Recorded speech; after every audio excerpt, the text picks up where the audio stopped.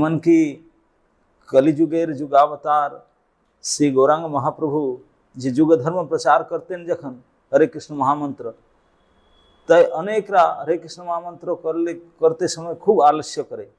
তো মহাপ্রভু তাই জন্য জগন্নাথপুরী সে আসি, জগন্নাথপুরী বলে আপনি তো এই কলিযুগের সরকার, আপনি তো একমাত্র অধিদেব, তো আপনার সময়ে আপনার টেনিওরে এই যে প্রজাগুলা অত আলস্যি, এ সব থেকে সোজা হরিনামই করে না, তা কি করি ওনার উদ্ধার উপায়টা কি? জগন্নাথ বলে আমি জানি আমার প্রজা স্বভাব কি, আমি তার ব্যবস্থা করছি।